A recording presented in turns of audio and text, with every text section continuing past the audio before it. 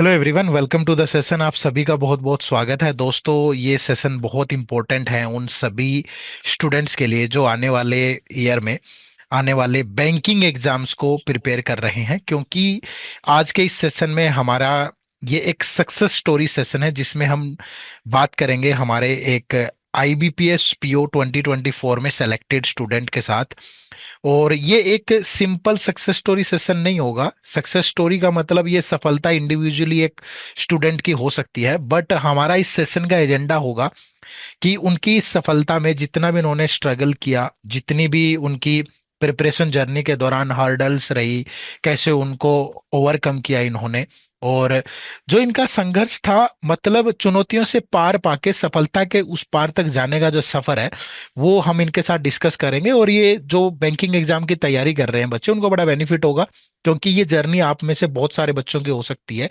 हो सकता है कि आप भी बहुत सारी ऐसी गलतियां कर रहे हों, और उन गलतियों को कैसे दूर करके आप सफलता पा सकते हो, इसका दरवाजा भी ये सेशन खोलेगा। ठीक है, तो चलिए फिर शुरू करते हैं। सबसे पहले मैं स्वाति आपका बहुत बहुत स्वागत करूंगा आज के हमारे इस सेशन में। और मैं सबसे पहले आपसे एक छोटा सा इंट्रो चाहूंगा, जिसमें आप अपना नाम बताएं, अपना सिटी, और किस स्ट्रीम से आपने ग्रेजुएशन वगैरह की, और जब आप सेलेक्ट हुए तो उस टाइम पे आपका करंट सिनेरियो क्या था, आप प्रिपरेशन ही कर रहे थे या जॉब वगैरह कर रहे थे? तो एक छोटा सा इंट्रो जरूर दीजिएगा। Hello, everybody. I'm Swati Nunawat. I come from Telangana. I graduated from CBIT in Computer Science Engineering. Then, immediately after that, I started my preparation for RBI Grade B. I've given my time there for 1 year. Then, I pivoted my plan to the banking exams. This is my second attempt in IBPS PO. Okay, तो selection के बाद एक बड़ा ऐसा moment होता है स्वाति, जिसमें हम सबसे ज्यादा खुद को तो एक अच्छा फील आ ही रहा होता है। इसके अलावा मैं ये आपसे ये जानना चाहता हूँ कि वो सबसे जो फील आपने लिया, वो आपने सबसे पहले किसके साथ शेयर किया था आफ्टर सिलेक्शन, जब आपका रिजल्ट आया? I've shared that with my brother and father. We all were together. हम देख रहे थे, रिजल्ट आया था जब भी हम ओपन करके देख रहे थे। और ओपल समझ में नहीं आया कि सेलेक्ट हुई हूँ या नहीं, क्योंकि हर एग्जाम के बाद, फिल्म्स के बाद, मेंस के बाद जब रिजल्ट आता है तो कंग्रेचुलेशंस मैसेज करके आया था, आता है बेसिकली। लेकिन जब सिलेक्शन हुआ वो दिए we are glad to inform that, वो देख के थोड़ा कंफ्यूजन हो गया था उस टेंशन में। और जब लास्ट में देखा बैंक ऑफ बड़ौदा, तब यकीन हुआ कि मैं सच में सेलेक्ट हो गई हूँ। और वो मोमेंट बहुत इमोशनल था। घर की बड़ी बेटी हूँ, मैं एल्डर सिस्टर हूँ। It felt like something is off my shoulder and felt very, very happy at that moment. And my parents were very, very happy. And credit goes to them. Okay, नहीं, ये सच में एक बच्चे के लिए तो proud वाला मोमेंट होता ही है, लेकिन जब पेरेंट्स को पता चलता है कि उनके बच्चे ने एक सीढ़ी को क्रॉस कर लिया है, वो सेलेक्ट हो गया है, तो उनके लिए भी बड़ा प्राउड मोमेंट होता है। वो हर पेरेंट्स के लिए होता है। तो दोस्तों, मैं आपको बता दूं कि आईबीपीएस पीओ 2025 में स्वाति का सिलेक्शन बैंक ऑफ बड़ौदा के लिए हुआ है। ठीक है, चलिए, तो अब हम अपना रियल स्ट्रगल वाला पार्ट शुरू करते हैं स्वाति, सो दैट जो ऑडियंस है हमारी, जो स्टूडेंट तैयारी कर रहे हैं, वो उसका ज्यादा बेनिफिट उठा पाए। ठीक है, तो सबसे पहला सवाल मेरा ये रहेगा कि जब आपने स्टार्ट किया था तब आपकी रियलिटी क्या थी? जीरो से स्टार्ट किया था या बेसिक वगैरह क्लियर्स थे आपके? Of course, started from zero itself. My target was always been RBI grade me, इसलिए मैंने placement तक नहीं गई थी। Although I come from a very good college and placements from my college were very, very, very good. All my friends were going either to US or pursuing their software career. I'm the one who took a different path altogether. And as no one is there in my family to guide, or as I said you before, told you before, I'm the elder one. I was sure that within 1 year I will crack RBI grade B. It will be perfect. I will work very, very, very hard. Although I worked very, very, very hard, I failed in prelims itself. Then I understood that it is a great job, but vacancies are very less there, 50 to 60, or hmm. sometimes it's 100 to 150. Then the probability of selection there is less. So I took a pivot to the bank jobs as I will have the little bit greater opportunity and it can give me the financial independence I needed before. Hmm, So I pivoted my plan there. First, I completed my basics, everything from EduTap. Then I got to know that I needed more practice, so I joined one of the offline institute. Then everything happened. My base started from RBI. I've done 1 year of my preparation through EduTap itself. Okay. तो जब starting में आपने शुरू किया तो सबसे ज्यादा confusion आपको किस में होता था? क्योंकि आरबीआई ग्रेड बी में एक डिफरेंट पैटर्न है। आपको हाँ, वहां पता है कि क्वांट, रीजनिंग, इंग्लिश या जीए सिर्फ फेज वन का पार्ट है, और वो मार्क्स भी फाइनली ऐड नहीं होते हैं। मैं फिर फेज टू में आपका ईएसआई, एफएम, डिस्क्रिप्टिव इंग्लिश, ये वाला पार्ट है। ठीक है। हाँ। तो एकदम से फिर आपने बैंक में स्विच किया, तो क्या आपका बेसिक्स आपने जो एड्यूटैप से क्लियर किया वो आरबीआई ग्रेड बी वाले कोर्स से आपका इजीली हो गया? और दूसरा, आपको पता था कि बैंकिंग में तो सिर्फ क्यूआरई, क्वांट, रीजनिंग, इंग्लिश का ही खेल है, हम्म, जीए भी मेंस में आता है। तो हम्म। आपको किस में कंफ्यूजन होता था एकदम से स्विच करना? एक तरफ क्वालिफाइंग है क्यूआरई, दूसरी तरफ बहुत अच्छा स्कोर करना पड़ेगा। तो क्वांट, रीजनिंग, इंग्लिश में से सबसे टफ क्या लगता था स्टार्टिंग में? मुझे क्वांट लगता था। मेरा इंग्लिश अच्छा था, रीजनिंग भी अच्छा था, लेकिन सभी में टाइम कंस्ट्रेंट था, इसलिए प्रैक्टिस की जरूरत थी। हम्म। स्टार्टिंग स्टार्टिंग में कुछ ज्यादा मार्क्स भी नहीं आते थे, तब मॉक दिया था। एक 100 को कुछ 20, 25, 30 इतने ही आते थे।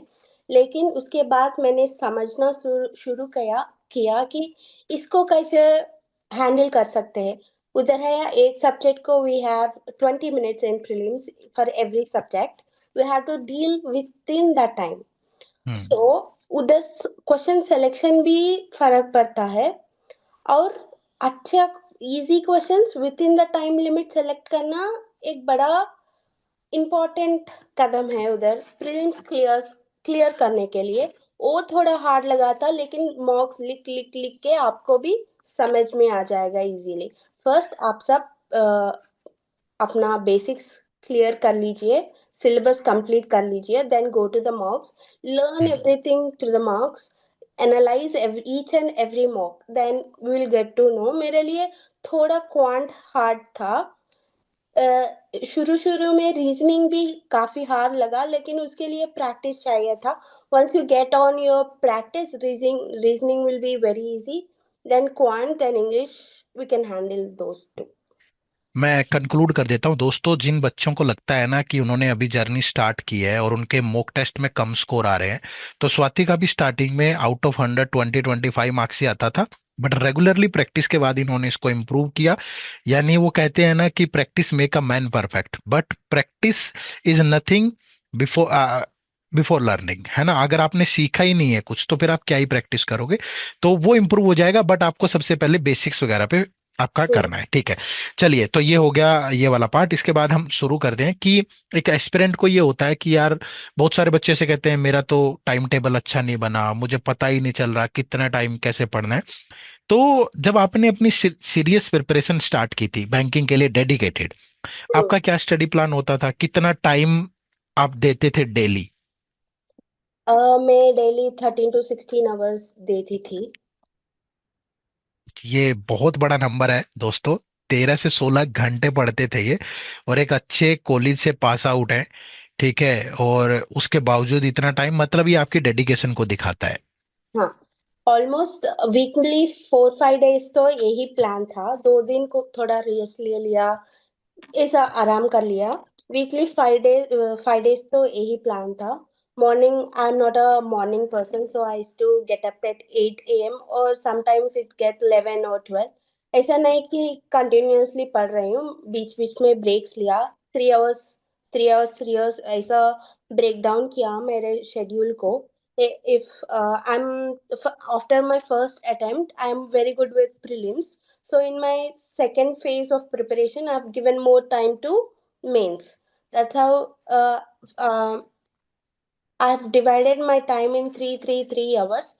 Get up at 8 o'clock, have some breakfast or some then by 9 to 10 मैं बैठ जाती थी पढ़ने के लिए, और 1 to 2 again break, again 2 to 5 another subject, and 5 to 6 और 6:30 तक ब्रेक ले लिया, और उसके बाद और एक सब्जेक्ट पढ़ लिया। नहीं तो if I give marks, I have getting any due to I'm lacking in any of the topics, then I will go revise the topic। वैसा ही होता था, कुछ ज्यादा नहीं है। इतना भी ठीक आप इनफ 10 to 12 आवर्स दे सकते हो if you are a student, easily. ठीक है।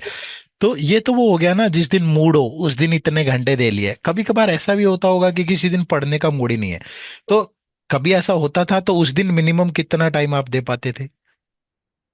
2 3 hours max बस। तो if I'm not willing to study, I will leave it, I will take a break, then हम्म मुझे ही फील होता है कि मैं कुछ तो मिस कर रही हूँ, मुझे ही बोर लग जाता था कि बिना पढ़ाई करे बैठने का, तो I will get back to it immediately. हम्म।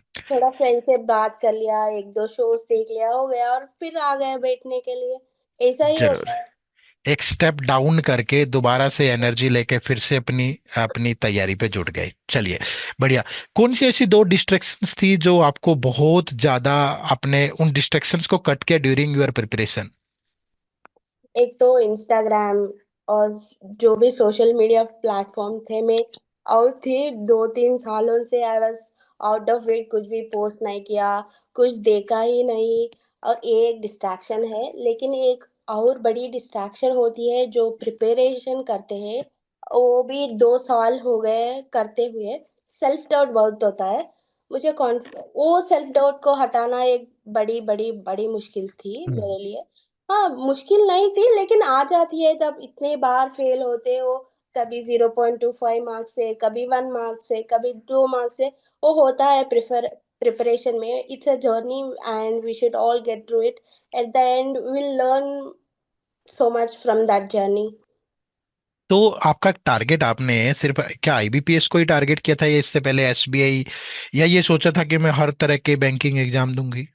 हर तरह की नहीं, मैं SBI, IBPS, RRB, S 6, RRB PO and clerk, S 6 exams को 6। टारगेट कर रही थी। Okay, good. चलिए, तो ये आपका डेली रूटीन और टाइमलाइन था। इसके बाद अब हम थोड़ा सब्जेक्ट वाइज भी बात कर लेते हैं, ठीक है? सबसे पहले अगर मैं क्वांट की बात करूं, क्वांट आपका वीक एरिया भी था, ठीक है? तो क्वांट में सबसे पहला ब्रेक थ्रू किस टॉपिक से आया? आपको क्या लगा कि ये वाली चीज आसान है यार, ये मैं पहले कर लूंगी, या इसके बाद मैं इस फ्लो के तहत आगे बढ़ूंगी? तो पहला ब्रेक थ्रू कौन से टॉपिक से आया? First, simplifications, quadratic equations, number series.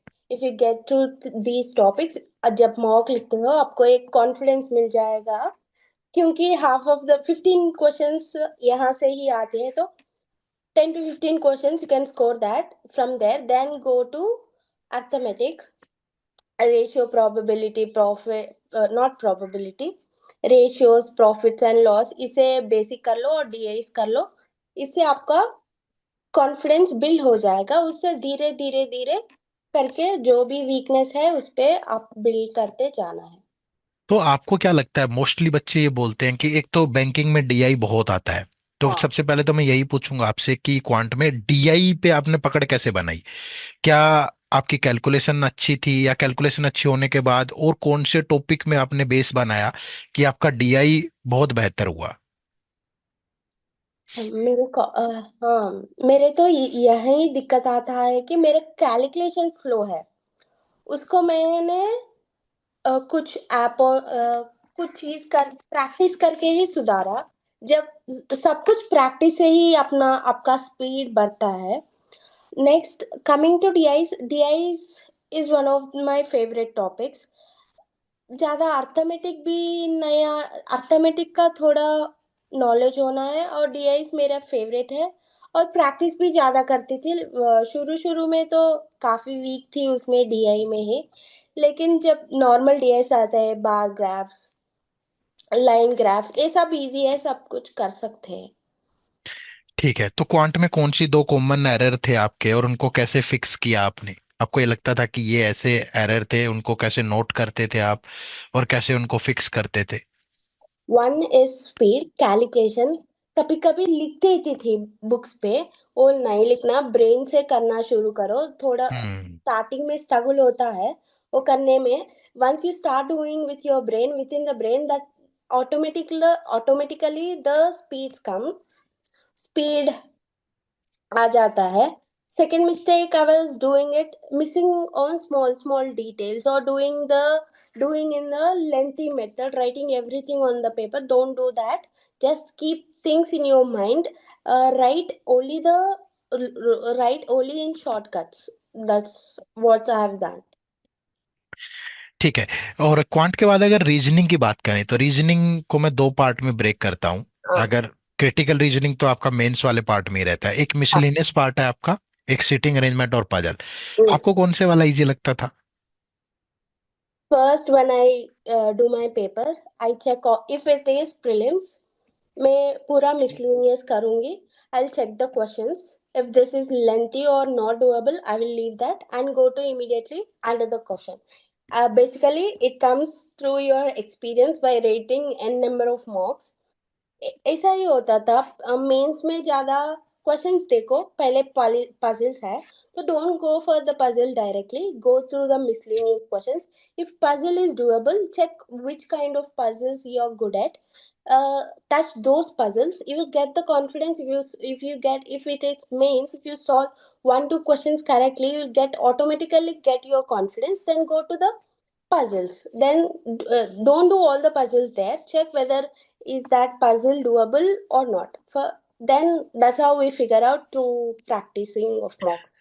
ये फिगर आउट करने के लिए चाहे क्वांट है रीजनिंग है, आपका बेसिक स्ट्रांग होना बहुत जरूरी है। तो मैं Yes, yes. बेसिक्स आपने कहाँ से अच्छा किया, वो आपका सोर्स भी मैं जानना चाहता हूँ।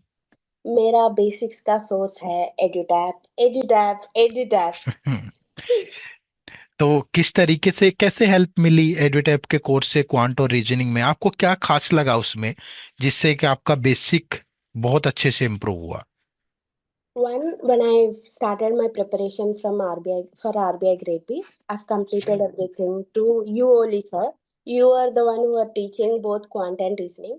यहाँ ऐसा होता है कि we will have in a video format, not in a live format. When live format होता है तो आप काफी क्लास मिस कर जाते हो, और जब वीडियो फॉर्म आता होता है, जब whatever topic you want to read, that you can go to the video as it is already recorded, and in a systematic way we'll have a practice questions also. That's how you can get, if you want to get through EduTap, that's how you can do it. तो reasoning में seating arrangement और puzzle के लिए कोई खास strategy बनाई थी, या आपने कोई एनालिसिस किया था प्रीवियस ईयर का कि मुझे स्पेसिफिक इसी टाइप की पजल्स या अरेंजमेंट पे पकड़ बनानी है, या ऐसे ही कोई भी ब्लाइंड गैस कुछ भी आगे आता रहा और आप उसको करते गए? No, no, no.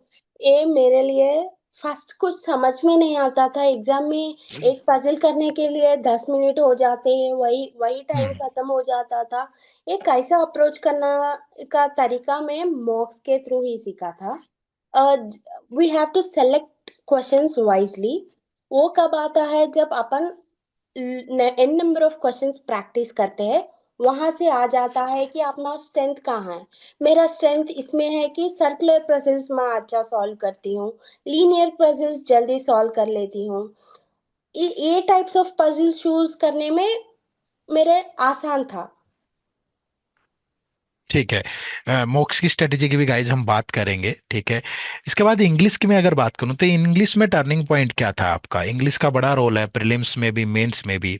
आरसीज थी, वकैब थी, या ग्रामर पे अच्छा होल्ड था, या मॉक टेस्ट में रिवर्स इंजीनियरिंग करने से इंग्लिश आपकी बेटर हुई? हाँ, इंग्लिश ऐसा सब्जेक्ट था कि मैं सोचा मेरे तो इंग्लिश बहुत अच्छा है, I can do it. But वैसा नहीं. जब मॉक्स अटेम्प्ट कर रही थी तो कुछ खास मॉक्स भी नहीं, मार्क्स भी नहीं आ रहे थे. तो I was rethinking of my strategy. Then मुझे समझ आया कि English is not something you can get through it in 1 month or 2 months. It is a consistent practice. For those who are very weak in English, I would recommend them to go do one editorial. Pick up any paper or any video of anything. Do editorial every day. Don't miss it. From Monday to Saturday, do every editorial. Then उधर से अपना contextual awareness बढ़ेगा, और वो English में ज्यादातर अपने लिए ग्रामर से ज्यादा, if I am not wrong, this is what I follow, grammar से ज्यादा कॉन्टेक्चुअल अवेयरनेस ही काम करता है इंग्लिश में. Do do your editorial every day, don't miss on taking editorials, then complete the basics parts of speech हो गया, present tense, past tense, ये सब कंप्लीट करके कुछ रूल्स होता है वो भी पढ़ लो. Then don't miss on editorials, then give mocks. Mock से अपना सुधर जाएगा, रोज प्रैक्टिस करो. कुछ लोग ऐसा करते हैं कि मॉक्स दे के छोड़ देते हैं, छोड़ना नहीं, उसको एनालाइज भी करना. एनालिसिस करना है। आरसी के लिए आपकी कैसी अप्रोच होती थी? कुछ बच्चे क्या करते हैं कि क्वेश्चन को पहले रीड करते हैं फिर आरसी पढ़ते हैं, कुछ स्कीमिंग वाला मेथड यूज करते हैं, कुछ कीवर्ड ढूंढ लेते हैं पैसेज के अंदर ही। आपकी क्या अप्रोच रहती है आरसी के दौरान? If it's prelims, I directly go read the passage and attempt the questions. If it's mains, if the topic is not familiar to me, then I will go to questions. Otherwise, I will directly get to the passage. You can complete. I complete reading passage in two three 2 3 minutes, may hmm. or in 4 minutes max, and 2 3 minutes to the questions if it's a prelims. That's how I solve RCs. ठीक है, अगर मैं क्यूआरई को यहाँ पे conclude करूं, तो Hmm. Quant reasoning English में प्री और मेंस के लिए क्या आपकी कोई अलग स्ट्रेटेजी थी, या दोनों को एक ही साथ प्रिपेयर किया? क्या आप बच्चों को सजेस्ट करोगे कि क्यूआरई में क्वांट रीजनिंग इंग्लिश में प्री के लिए अलग करना चाहिए, मेंस के लिए अलग करना चाहिए, या दोनों को एक साथ लेके करना चाहिए? आप बताएं। अलग अलग कुछ नहीं है, दोनों को एक साथ ही करें. जब कंप्लीट कर लेते हो, प्रीलिम्स की मॉक्स भी दो, मेंस की मॉक्स भी दो, एनालाइज करो, और आपकी मिस्टेक्स को देखो, और उस टॉपिक के जाके पढ़ो फिर से. If English is weak, go do your English. If quant is weak, go search the topic where you are weak. Are you doing mistakes in calculations? Where what is the issue? ये देख के solve कर लो, बस इतना ही, और कुछ नहीं. Simple है, कॉम्प्लेक्स मत करना. एग्जाम दो, फर्स्ट सिलेबस कंप्लीट कर लो, एग्जाम मॉक टेस्ट दो, एनालाइज करो, और सॉल्व करो, फिर से पढ़ना, फिर से मॉक्स देना. ऐसे ही सेम पैटर्न हम्म। रिपीट करते रहो. You will be in the top. सबसे पहले इनका कहना यह है कि अपना बेसिक्स क्लियर करो, बेसिक्स के बाद फिर प्रैक्टिस करो, और प्रैक्टिस में जो जो भी कमियां निकल के आती रहे उनको काम करो, और मॉक टेस्ट के लिए आपकी स्ट्रेटेजी होनी चाहिए, उस पर अभी हम बात करेंगे। ठीक है, चलिए। अब क्यूआरई के बाद जीए सिर्फ मेंस में आता है, तो क्या हाँ. आप ने प्री का रिजल्ट आने के बाद जीए पढ़ना स्टार्ट किया था, या पहले से आप जीए पढ़ते थे? तो जीए के लिए डेली कितना टाइम डिवोट कर, पहले तो ये बताइए कि आप कब से पढ़ना शुरू करते थे, और फिर जीए को कितना टाइम देते थे डेली? जीए को एवरी डे 1 आवर, बस उससे ज्यादा नहीं. जब एडिटैप का पीडीएफ अपलोड होते हैं, उसके अकॉर्डिंग मैं भी मेरा शेड्यूल प्लान करती हूँ. I read an number of PDFs, but I every time come back to Edutap. Hmm. मैं बस सॉरी मैं बस करंट अफेयर्स के लिए ही फिर से कोर्स लिया था आरबीआई ग्रेड बी का. हम्म। वहाँ ही मिलते हैं, और मुझे नहीं मिला था individually, so have to get the course. And उसके monthly, I basically coming to me, I have read the monthly PDFs, both current app and RBI tab. Those are my favorites. Those are my saviors, I have to say. Basically, in EduTap, we have very systematically. I'm not promoting EduTap here. I'm genuinely recommending you to check once RBI EduTap's current app document. PDF document. That's how every day I have to give. I used to give 1 hour. I have to check the video of any platform. 1 hour video, 1 hour class कर लीजिए. At the end of the month, मैं पूरा PDF निकाल के पढ़ लेती थी. तो किस टाइप के क्वेश्चंस आपको आसान लगे जीए में? आपको, क्योंकि आरबीआई हाँ। ग्रेड बी का जो जनरल अवेयरनेस है वो थोड़ा अलग लेवल पे है, बैंकिंग में थोड़ा अलग है। तो आपका फोकस एरिया क्या था? बैंकिंग टर्मिनोलॉजी, स्कीम्स, या करंट इवेंट? आपको क्या सजेस्ट करना चाहोगे कि बच्चों को यहाँ पे ज्यादा फोकस करना चाहिए? आई लव, मुझे आरबीआई टैप्स का न्यूज़ बहुत अच्छा लगता था। बैंकिंग, फाइनेंस, ये मुझे रिमेम्बर करना बहुत इजी लगता था। तो मैं ज्यादा उधर कंसंट्रेट करती थी।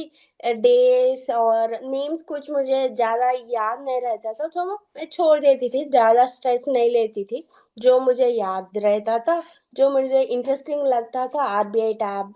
RBI tab is one of the best sources, I would say. लेकिन इस साल आरबीआई से ज्यादा क्वेश्चंस भी नहीं आए थे। तो हम्म। लेकिन RBI first in news, one of the first on news, nationals, internationals, banking and finance, ये मेरे लिए आसान था रिमेम्बर करने के लिए भी। तो मैं ही इन इन चारों पे ज्यादा कंसंट्रेट करती थी।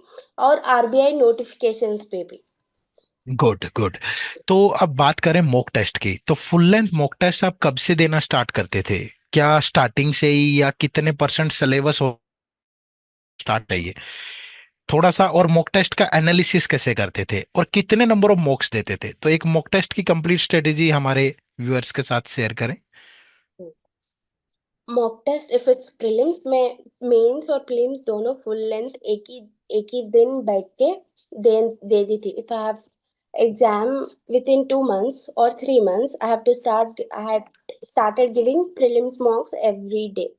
हम्म। Coach, if I had missed practicing, then my score would fall into 30 40s. Then have to buckle up again and give 100 or 50 mock tests in prelims, and same score goes with the mains. इतने तो दे सकते हो if you are a student. Then analysis वगैरह कैसे करते थे mock test का? ये एक कुछ बच्चे होते हैं कि सिर्फ मॉक टेस्ट दिया, उसमें मार्क्स देखे, छोड़ दिया, आगे बढ़ गए। एनालिसिस आपके नजरिए से जरूरी है? हाँ, of course, analysis has played very important uh, part in my journey. First mock दे दी थी, छोड़ देती थी, I will come back to that. Mock दिया, स्कोर देखा, और आफ्टरनून और वन डे के लिए छोड़ दिया, और वन डे हाफ डे के लिए छोड़ दिया। फिर आती थी, क्वेश्चंस ओपन करती थी। I have to check which questions have first I have to check which questions have done wrong. वो क्वेश्चन था, उस क्वेश्चन में जाती थी और देखती थी क्यों रॉन्ग हुआ, उधर से कुछ सीखा, then done all the wrong questions have solve, all the correct questions also have checked, if I done in a longer method or a shorter method, if I followed any wrong, any lengthy methods to solve it, or did I solve in within the given time frame, वैसा देखे। और फिर जो questions मैंने नहीं solve किया, उसमें से को कुछ कर सकते हैं और मैं छोड़ दिया, वो देख के सॉल्व करते थे। कुछ नहीं आया गुड। तो पूछ लिया, लेपते गूगल कर लिया, ऐसा। तो ये जो स्कोर जंप का मोमेंट है, ये कब आया? जब स्टार्टिंग में आप मॉक्स दे रहे थे, आप कह रहे थे कि कम स्कोर आ रहा था, तो आपने ऐसा क्या किया कि वो एकदम से जंप करने लगा? जम तो एक ही बार में नहीं हुआ। एक दिन, हम्म। If today I have got 30 marks, then 35, then 37, then again 37, 37, hmm. 37, then 40, then 41, 42, 43, then 45, ऐसा ही डेली प्रैक्टिस का है यहाँ banking. when you give competitive exams, mainly it is about consistency. How consistently, how motivatedly you give your exams, that will decide ना। एक दिन का motivation कुछ नहीं कर सकता है आपके लिए। हम्म। कंसिस्टेंसी ही कुछ करके दिखाता है। मेरे गुड गुड। 20 मार्क्स आए, कभी 10 भी जाते थे, हम्म। 10 नहीं, 15 20 रेंज में स्टार्टिंग में था, लेकिन रोज कंसिस्टेंसी रख के I got at one point. At one point ऐसा था कि पक्का मैं प्रीलिम्स तो क्वालिफाई कर लूंगी, डायरेक्ट मेंस के लिए प्रिपेयर कर रही थी, प्रीलिम्स दे के आना, और उसी दिन से और नेक्स्ट दिन से मेंस के लिए शुरू करती थी। इतना कॉन्फिडेंस रखती थी कि मेरा प्रीलिम्स क्वालिफाई हो जाएगा। Okay okay good. Exam day के लिए क्या स्ट्रेटेजी रहती थी? एग्जाम के I used to sleep early. If my exam is around early in the morning, 7 o'clock, I used to sleep by 10 a.m. 10 p.m. Sorry, 10 p.m. in the night. Wake up early. Jada, I don't revise in the morning. Sleeping early. Don't take too much stress on the exam day. Keep your bottle. I used to take water bottle. मेरे साथ ये problem है कि and आने तक मेरे energy low हो जाता है, इसलिए मैं एक जुगाड़ कर लिया कि ओआरएस पैकेट्स होते हैं 5 रुपीज का, हम्म। वो वाटर में मिक्स करके चली ले जाती जाता। थी। That has help me so much, otherwise I get weaker as paper comes to the end. वही था, बस शांत रहो, अपने प्रिपरेशन के ऊपर विश्वास रखो, अपने ऊपर विश्वास रखो और आप कर लोगे। चलिए गुड। ये आप लास्ट वन क्वेश्चन, हम्म। प्रिपरेशन जर्नी से इंटरव्यू के लिए कोई खास प्रिपरेशन की थी, या इंटरव्यू का आपका एक्सपीरियंस कैसा रहा था? बहुत सारे बच्चों को लगता है कि डे वन से इंटरव्यू स्टार्ट करना चाहिए, या रिजल्ट आने के बाद, या इंटरव्यू में किस तरह के क्वेश्चन है जो आपसे पूछे गए हैं? Yes yes yes Swati. Interview के लिए रिजल्ट आने के बाद ही प्रिपरेशन किया था। लास्ट ईयर मुझे ऑलरेडी आरआरबी पीओ का एक्सपीरियंस था। जो वहाँ हम्म। गलतियाँ की थी, I did not repeat them again. And जो करंट अफेयर्स में पढ़ते थे, आरबीआई टैप्स में पढ़ती थी, वही मैं रिवाइज किया। और जो बेसिक्स था, टेल अबाउट योर सेल्फ, ये सब अपने पर्सनालिटी पे वर्क करो, ज़्यादा टेंशन मत लेना, स्ट्रेस फ्री देना है, बस इतना ही। मुझे 80 मार्क्स मिले थे इंटरव्यू में इस बार। 80 मार्क्स बहुत हाँ। अच्छा स्कोर है, 80 मार्क्स। हाँ। तो कोई सेपरेट प्रिपरेशन या कुछ ऐसा कोई आपने नहीं किया इंटरव्यू से पहले, सिर्फ जो अपने डैक पे अच्छा काम करें, और इसके अलावा हाँ। जनरली जो बैंकिंग वगैरह की करंट अफेयर ये वो सब चीजें प्रिपेयर करते हैं, बस उन्हीं से हाँ। आप करंट? हाँ, उन्हीं चलिए से हो गुड। जाता है। इंटरव्यू का ज्यादा टेंशन लेने का नहीं। मेंस और प्रीलिम्स पे ज्यादा कंसंट्रेट करो। जब मेंस का रिजल्ट आ जाता है उस दिन अपन कर सकते हैं। ठीक है, चलिए इसको रैप अप करते हैं सेशन को। फाइनली हमारे स्टूडेंट्स के लिए, हमारे व्यूअर्स के लिए कुछ एडवाइस मैं आपकी तरफ से, कुछ सजेशन आपकी तरफ से चाहूंगा। सबसे पहले आप जो बिगिनर्स हैं उनको कोई एक एडवाइस क्या देना चाहेंगे? First and simple, don't complex things in your mind, keep as simple as possible. Hmm. Basics complete कर लीजिए और मॉक्स के थ्रू इम्प्रूव कर लीजिए। I know I am repeating this an number of times because this is what I did in my preparation. Consistency रखिए, अपने parents से डर रखिए, उनको बताइए आपका प्रीलिम्स के मार्क्स, मेंस के मार्क्स।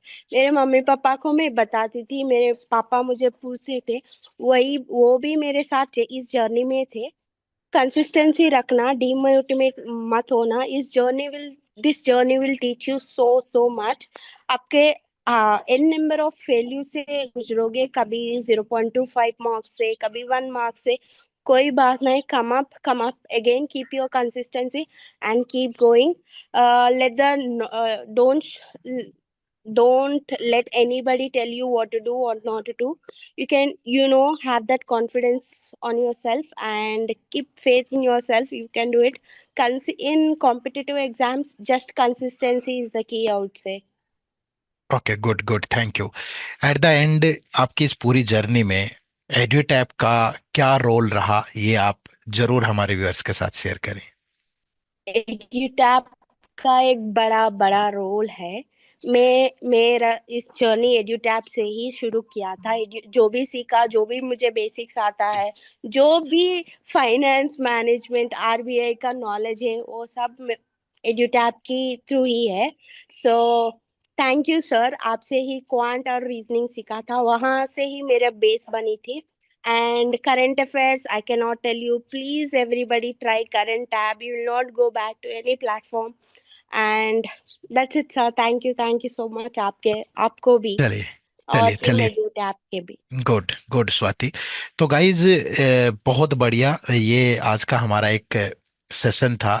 एक IBPS PO 2025 में सेलेक्टेड स्वाति के साथ, और इनको बैंक ऑफ बड़ौदा मिला है और मैं अगेन आपका बहुत बहुत शुक्रिया करना चाहूंगा हमारे स्टूडेंट्स को इतने अच्छे से गाइड करने के लिए, समझाने के लिए। और मैं उम्मीद करूंगा कि ये जो सेशन हमने किया है ये आपके लिए भी हेल्पफुल रहेगा। और अगर हेल्पफुल रहा हो तो लाइक करिएगा, शेयर करिएगा और हमारे साथ जरूर जुड़िएगा। और कमेंट में जरूर बताइएगा कि आपका वीकेस्ट सेक्शन कौन सा है, जिससे आप आने वाले टाइम में इस सेशन से सीख लेकर के इम्प्रूव करेंगे। ठीक है, चलिए, तो आप सबका बहुत बहुत शुक्रिया। थैंक यू स्वाति, आपका भी बहुत बहुत शुक्रिया। बाय बाय, टेक केयर, जय थैंक हिंद, यू। जय भारत।